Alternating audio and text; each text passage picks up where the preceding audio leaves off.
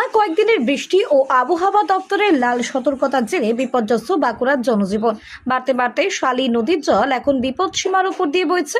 পাত্রসাহেব ব্লকের নারায়ণপুর গ্রাম পঞ্চায়েত সংলগ্ন এলাকায় নদীর জল ঢুকে নারায়ণপুর থেকে ধগরিয়া যাওয়ার পথে শালী নদী সংলগ্ন কয়েক হাজার বিঘা চাষের জমি জলের তলায় চলে গিয়েছে।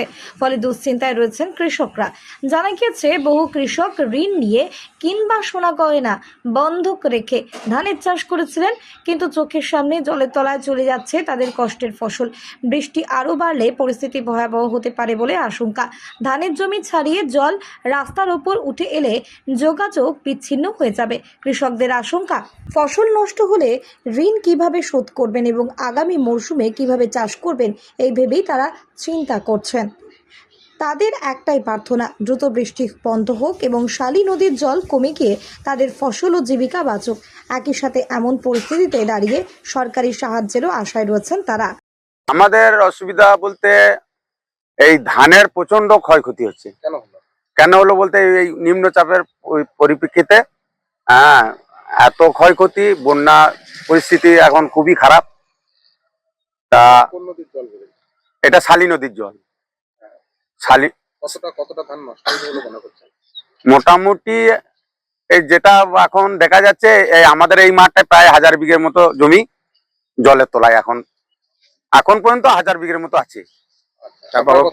পরে ভবিষ্যৎ আরো বাড়লে আরো।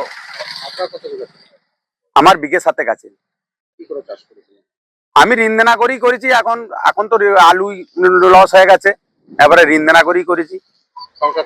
সংসার চালানো খুবই সমস্যা। সরকারের কাছে চাইতে যদি কিছু আমরা সহযোগিতা পাই তাহলে আমাদের উপকৃত হয়। হ্যাঁ, ঋণ দেনা করি প্রত্যেক চাষি।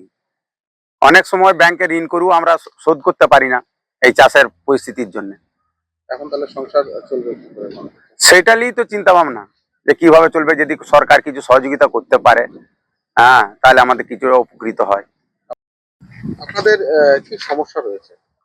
সমস্যা বলতে শালী নদীর জল বেড়ে অনেক ধান ডুবে গেছে, প্রায় 500-600 বিঘে।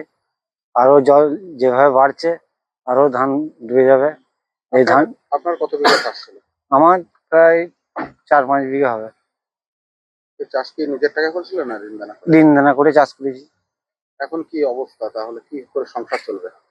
এই ধান ভেজে গেলে সরকারি সহযোগিতা যাতে পায়, এটা সরকার যদি ব্যবস্থা করে খুবই ভালো হয়। কারণ এখানকার মানুষ সবই ঋণ দেনা করেই চাষ করে। সরকারি সাহায্যের কথা বলছেন, তাই তো? হ্যাঁ।